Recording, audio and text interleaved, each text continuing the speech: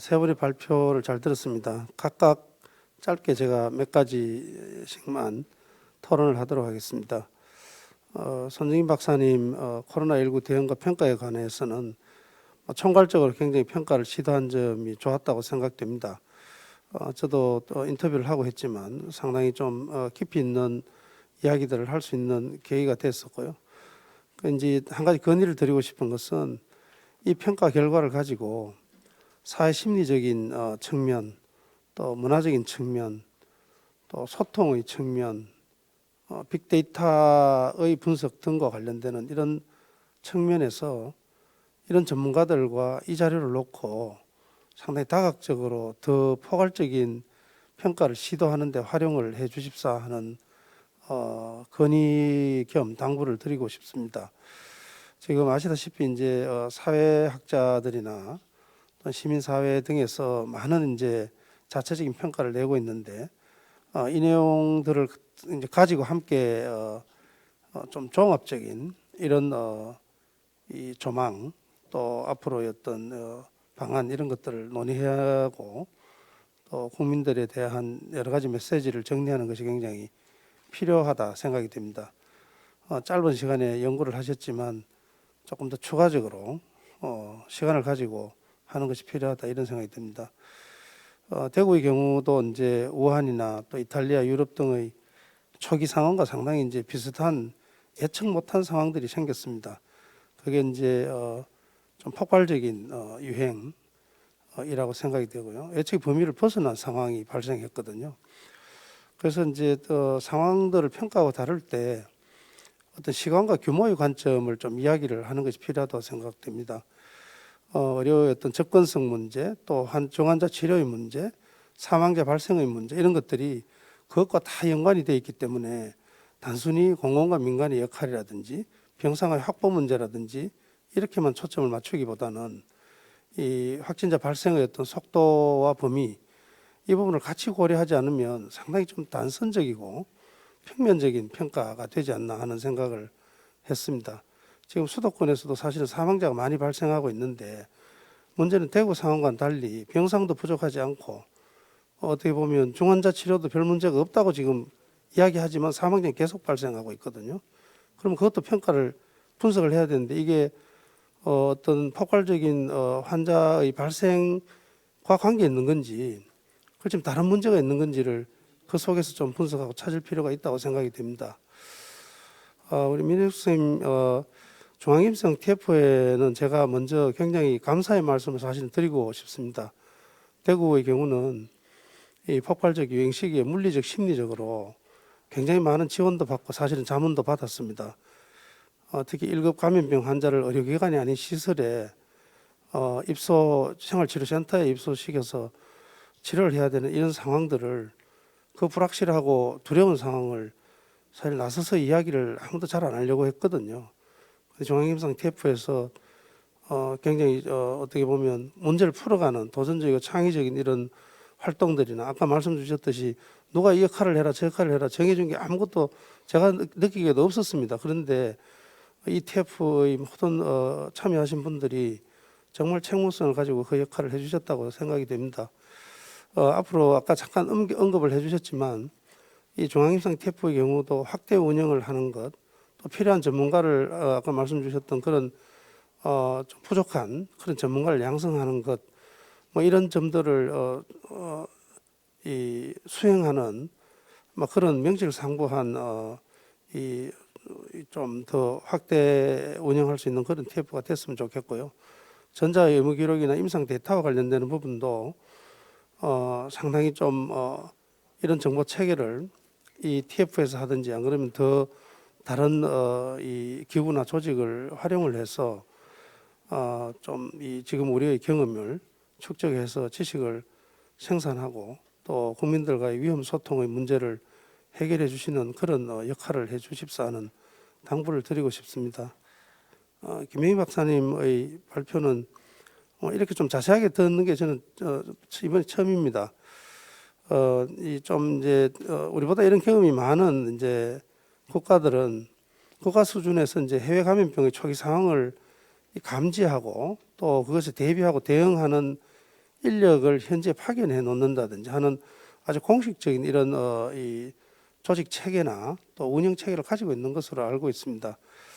우리는 무슨 많은 해외 지원 사업을 지금 하고 있고 또 감염병에 대해서 국내에서 많은 대비를 하고 또 훌륭하게 대응하고 있다고 하지만 그런 측면에서는 소위 국제적인 공조 또 해외에서 발생하는 이런 감염병에 대한 어떻게 보면 좀 거시적으로 액티브 모니터링 같은 이런 체계를 가동시키지 않으면 뭐 지금 같은 유사한 상황에서 또 비슷한 프로세스에 의해서 또 시행착오를 비슷하게 할 수 있다 이렇게 생각이 됩니다.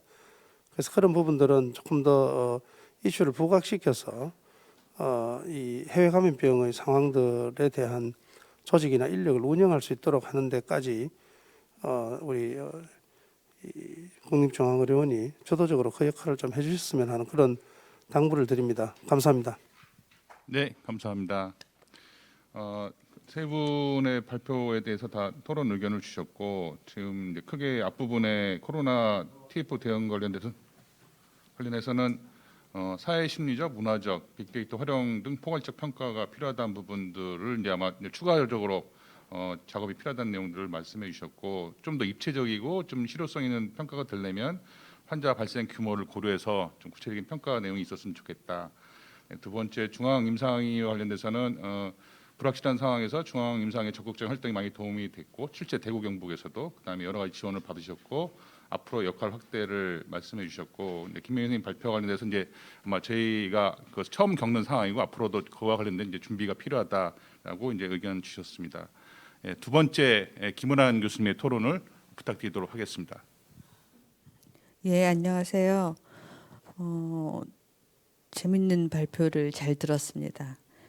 첫 번째 국중원 손정현 선생님 발표 들으면서 우리가 그동안 이런저런 평가 기회를 통해서 들었던 내용하고 이제 비슷한데 이제 많은 중요한 현장에 있었던 분들을 이제 인터뷰하고 하셨는데 이제 부정 의견 중에서 예를 들면 의료 인력이 파견되어서 왔는데 훈련이나 교육도 없이 투입이 됐다. 이런 부분이 굉장히 아쉽다. 그리고 중환자 가론 인력이 부족하다라고 하셨는데 이건 지금 현재 여전히 진행 중인 거거든요.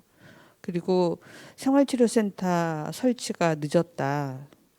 근데 그러면 왜 늦었는지, 뭐가 배리어가 돼서 그걸 하지 못했는지. 사실 이제 한국의 뭐 K방역 얘기하는데 K방역의 성공 요인 중에 하나는 굉장히 새로운 시도들이 빠르게 받아들여졌던 것이 다른 나라들하고 달랐던 거였거든요.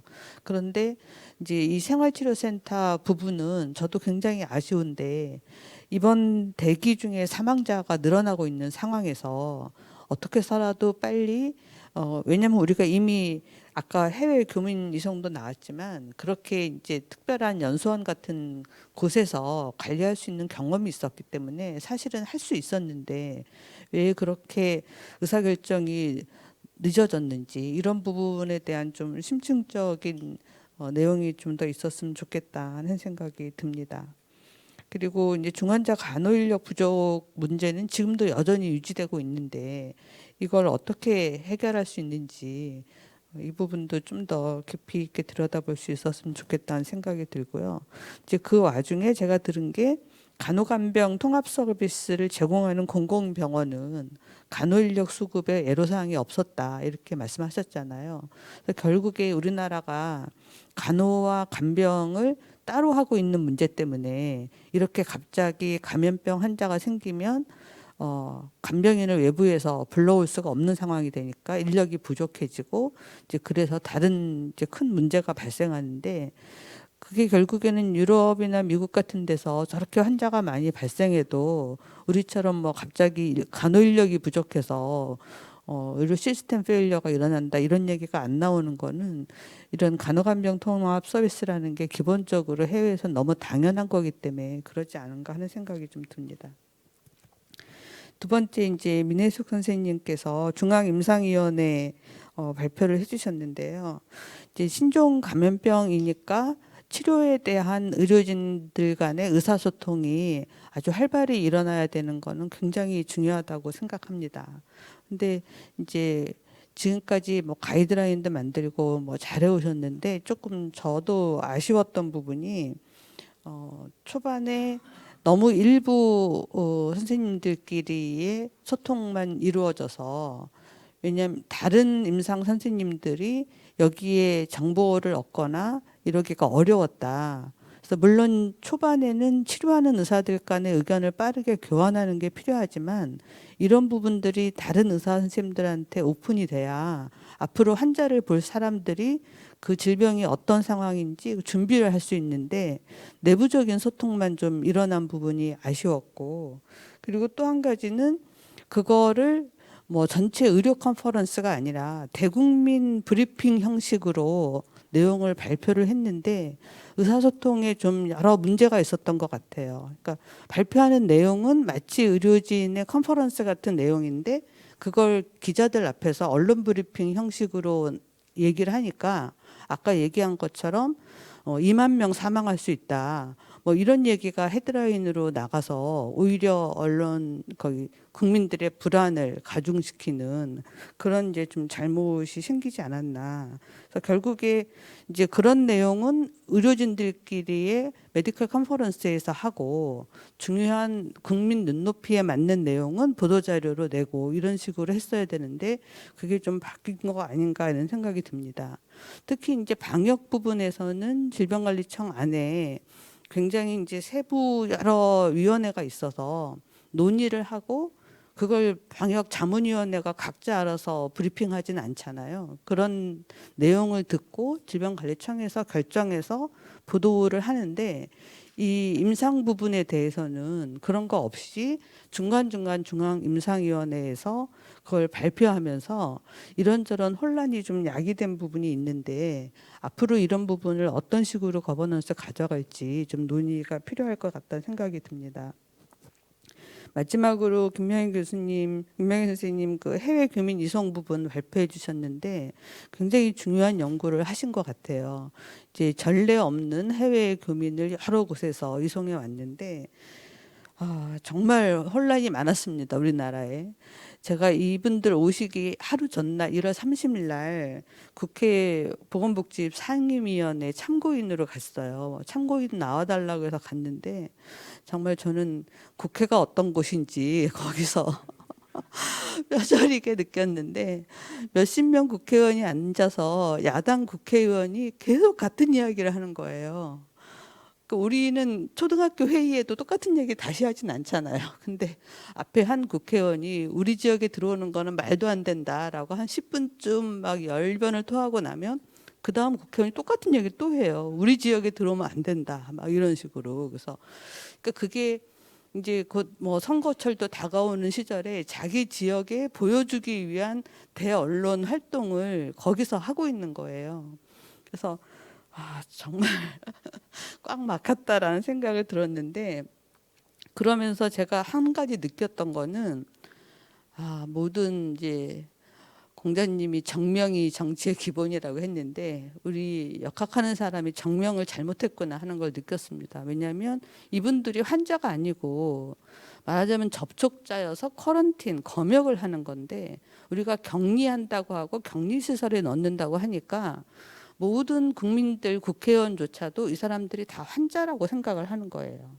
그러니까 우리가 용어를 그냥 같이 써버린 거죠. 격리라는 용어를. 그러니까 환자가 내 옆에 들어온다라는 거에 대한 그 두려움이 그대로 나타나는 거예요. 처음엔 저도 이해를 못하고 아니 환자가 아닌데 왜 저렇게 난릴까 생각해 보니까 우리가 좀 혼란을 자초한 면이 있었다는 생각이 듭니다. 그래서 용어를 정말 정확하게 쓰는 게 굉장히 중요한데 저도 이제 와서 그 용어를 그럼 어떻게 바꿔야 될지 정말 어려운 거예요. 그래서 용어 문제를 이제 전문가들이 정말 조심해서 써야 되겠다. 또 같은 얘기로 우한폐렴이라는 용어를 계속 쓰고 사실 이 사람들 다 들어오고 나서 2월 10일이나 돼서 코로나19라는 명칭 정리가 된 거거든요. 근데 그 이후에도 일부 언론에서는 계속 우한폐렴이라는 용어를 썼습니다. 그러다 보니까 아까 나온 것처럼 우한에서 왔다는 것 하나로 직업도 얻지 못하고 애 학교도 보내지 못하는 이제 그런 문제가 벌어졌고요.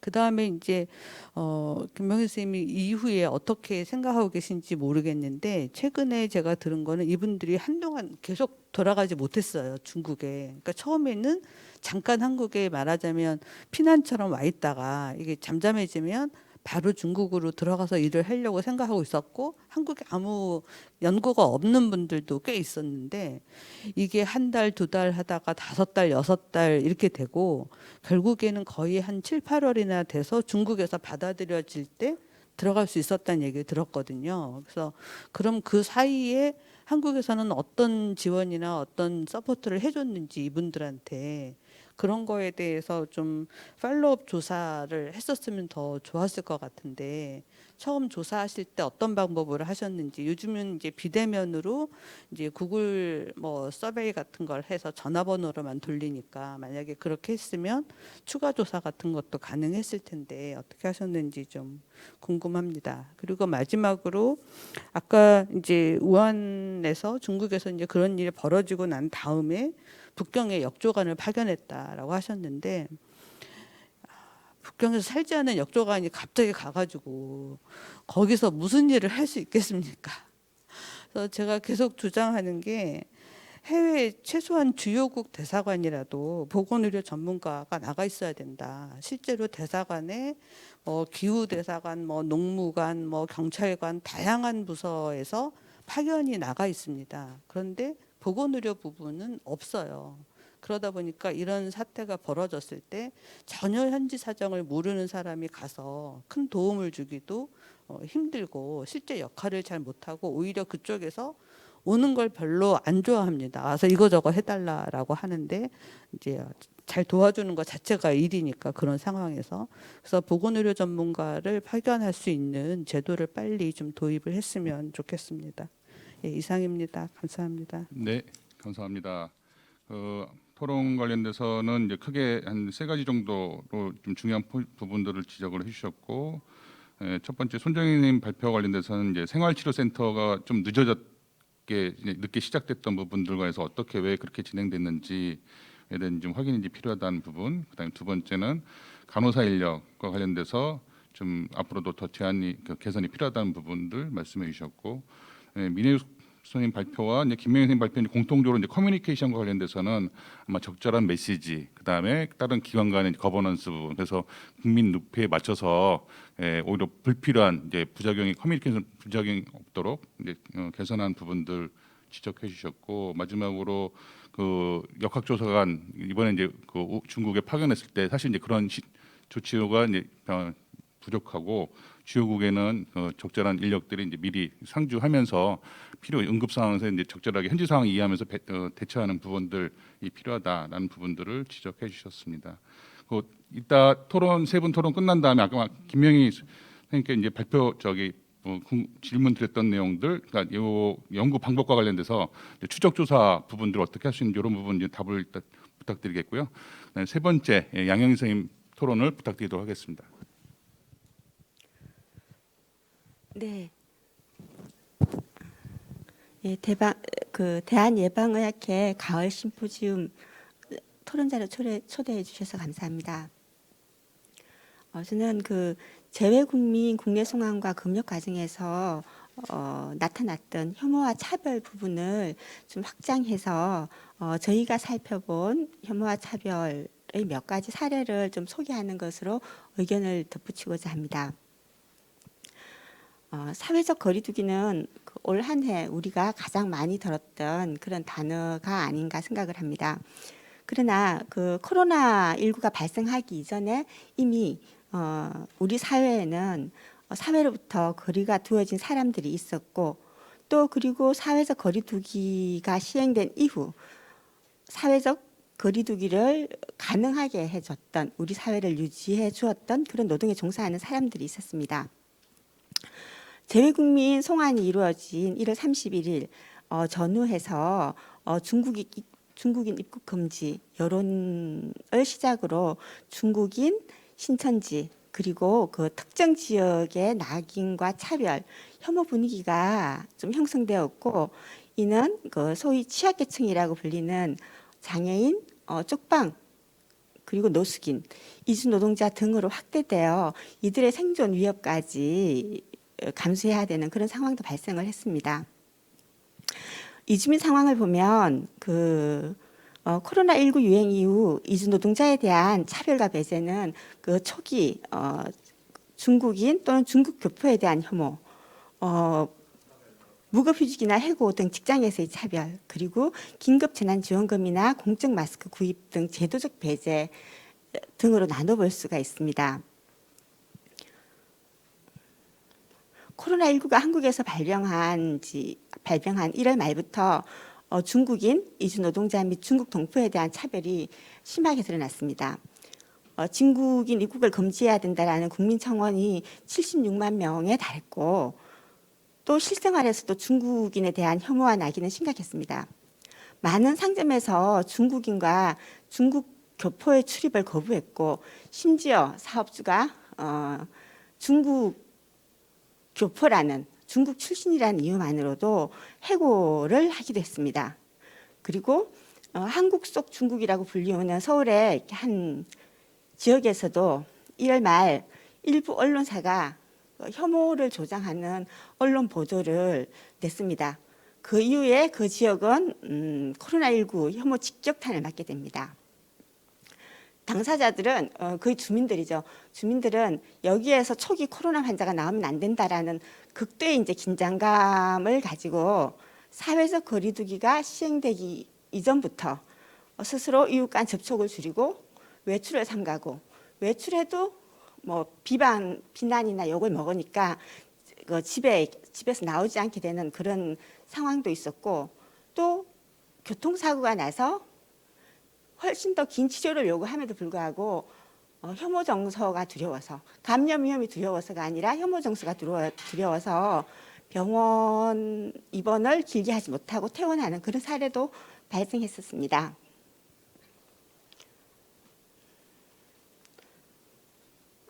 그리고 이제 코로나19 여파로 해고를 당하는 것은 이주 노동자만이 아니라 한국 노동자도 마찬가지였지만 한국 노동자는 일방적 해고를 할 경우에 실업급여 절차들이 있기 때문에 그런 절차를 거치지 않고 해고시킬 수 있는 이주 노동자가 이 당시에 한국인에 앞서서 많은 해고를 당했습니다. 아마 2, 3월에 출입국 단속 정책이 필요 없을 정도의 많은 이주 노동자들이 출국을 했습니다. 그리고 또 이주 노동자들이 사회적 거리두기는 훨씬 더 강력했습니다. 이주 노동자들은 한국어를 잘 모르고 유행 초기에는 마스크도 구하기 힘들어 외출하는 것에 대한 공포를 훨씬 더 크게 느꼈고 그것이 이제 가짜 뉴스가 도는 근거가 되었으며 스스로 외출을 제한했고 사업주들은 코로나19 위험 이후로 너 나가면 해고한다라는 협박도 하면서 이주 노동자의 외출을 무조건 금지시켰고 말로만 외출 금지를 시키는 게 아니라 CCTV를 통해서 이주 노동자가 이주 노동자 기숙사를 감시하는 뭐 그런 상황도 빚어졌습니다. 이런 조치들이 가능했던 배경에는 이주 문제 제기를 하기 힘든 이주 노동자들의 위치 그리고 노동권이 무력화된 상황이 있었기 때문으로 볼 수 있습니다. 그리고 2020년 올해 이렇게 마스크 사건이 있었는데요. 마스크 대란이 있었는데 이 2020년 마스크는 단지 마스크가 아니라 누구에게는 신분을 확인시키는 도구로 이렇게 작용을 했습니다. 한국에서 취약계층을 대상으로 마스크를 지급했지만 이는 그 마스크가 가장 필요했던 시기가 끝나고 난 이후였습니다. 장애인이나 이주 노동자와 같이 신체적, 신분상 제약으로 인해서 여전히 공적 마스크를 구입하기 어려운 경우가 많았고 특히 신체적 제약을 가진 사람들을 위해 마스크 대리구매 제도가 마련되어 있지만 이마저도 약국에 가서 마스크를 구매할 수 있는 대리인이 있어야지만이 가능했던 제도였고 그리고 건강보험에 가입되어 있지 않은 이주민 외국인 노동자들은 공적 마스크 오부제가 실시된 지 한 달이 지나서야 공적 마스크를 구입할 수가 있었습니다. 그렇지만 또 사측에서 위험 감염 우려로 공장 밖에 못 나가도록 CCTV를 설치해 놨기 때문에 한 발짝도 나가지 못했고 또 그 외국인 등록증 카드 이런 것들을 사업주가 가지고 있었기 때문에 약국에 가서도 자신을 증명할 수 있는 공적 마스크를 구입할 수 없는 뭐 그런 상황이 빚어지기도 했습니다. 장애인 차별 상황도 예외는 아니었습니다. 코로나19 유행 시기 장애인이 겪은 문제는 수용시설 내 감염 위험의 집단 감염의 위험성과 시설 밖 재가 장애인에 대한 지원 체계 부족 두 가지로 나누어서 살펴볼 수 있습니다. 2월 19일 그 코로나19 첫 사망자가 발생했고 동시에 첫 코호트 격리가 시행되었던 청도 대남병원은 집단 거주 시설이 감염병 위험에 얼마나 취약한 구조였는지를 보여주고 있습니다. 95%의 감염률과 6.2%의 사망률을 보인 폐쇄병동은 1, 2, 4, 5, 6, 7번 초기 코로나19 사망자가 연이어 나왔으며 이러한 죽음들은 열악한 시설 상황과 반인권적인 거주 환경을 좀 적나라하게 보여준 것이 아니었나 생각하고요. 그 코호트 격리 조치는 이러한 집단 거주 시설의 구조적인 문제를 외면하고 단지 이제 관리의 편의성만을 위한 방침이었다고 볼 수 있습니다. 집단 내 시설 내 집단 확산 추세를 막기 위해서 또 대구, 경북, 경기도를 중심으로 시설 코호트 격리에 들어갔으며 전수조사 없이 기관장과 도가 협의해서 바로 격리에 들어간 지역도 있는데 격리에 들어가면서 출입구에 위험 금지라고 붙이고 출입을 통제했는데 그 위험 요인이 있는지 없는지 확인도 하지 않고 위험 구역으로 규정 짓는 것은 또 하나의 낙인과 혐오 사례라고 할 수 있습니다. 그리고 지역 사회 내에서 자립 생활을 하는 재가 장애인 또한 비장애인 중심적 대응 체계에서 생존을 위한 고초를 겪어야 했습니다. 함께 일하는 활동 지원사가 확진 판정을 받으면서 자가격리에 들어가야 했던 중증 장애인의 경우 지원자 없이 격리 조치되거나 고립을 경험해야 했고 자가격리 기간 내내 기어만 다니다 보니 발바닥이 가장 많이 쏠리는 엄지 발가락이 다 까진 그런 장애인도 있었고 적합한 인력이 매칭되지 않아서 보건 인력이 아닌 지역 활동가가 직접 격리 현장에 투입되는 그런 상황도 빚어지기도 했습니다. 그리고 발달 장애인의 경우는 공공기관 폐쇄 조치로 인해서 돌봄이 가족에게 전가되는 생계의 위협을 느끼면서도 일을 그만둘 수밖에 없었던, 그래서 일부 자살로 이어지는 그런 사례도 있었습니다. 그리고 장애인들은 이동권과 건강권에 대한 제약이 드러나게 됐습니다. 확진자가 많이 발생한 지역에 인접했다는 이유로 또 코로나 전파자라는 낙인이 찍히면서 지역 간 이동이 제한되었을 뿐 아니라 병원 이용까지 제한받는 그런 상황이 빚어지기도 했고, 병원에 가는 동안 병원에 가는 등 의료적 사유가 없을 경우에 특별교통수단 탑승이 불가능하게 하는 지침을 내린 지자체도 있었습니다. 1분 정도 내에 좀 정리 좀 부탁드리겠습니다.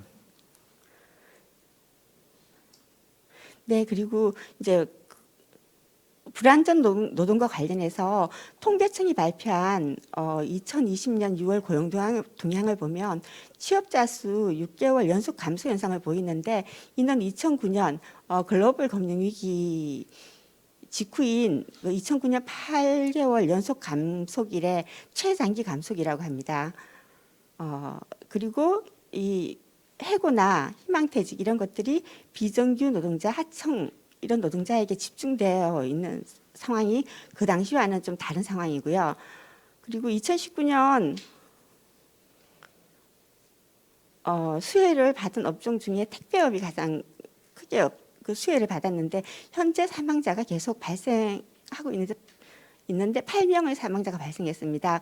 이 사망자의 그 노동 강도를 보면 400개 물량을 한 달에 이렇게 배송을 해야 되고 한 개 배송하는데 걸리는 시간이 1분 6초, 1분 7초 이 안에 이제 한 개씩 배달을 해야 되는 그런 상황을 볼 수 있었고 총 노동 시간은 90분이었고 300만 원 남짓이었습니다.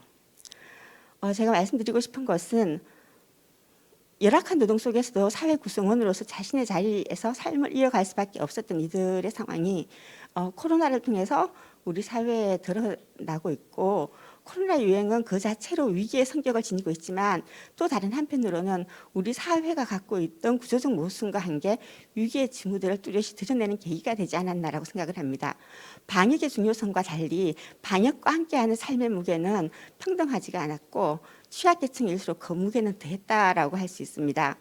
이미 사회에서 거리를 둔 사람들에게 재난 상황의 사회에서 거리 두기는 또 다른 차별과 생존 위협이 되었고 사회에서 거리 두기로 방역 효과를 거둘 수 있었던 이면에는 사회가 일시적으로 멈춰 있을 때 그 틈을 메워주는 노동자들이 있었기 때문에 가능했다고 생각을 합니다. 누구도 배제되지 않은 세상을 만들어갈 수 있도록 목소리를 모아갔으면 좋겠습니다. 감사합니다.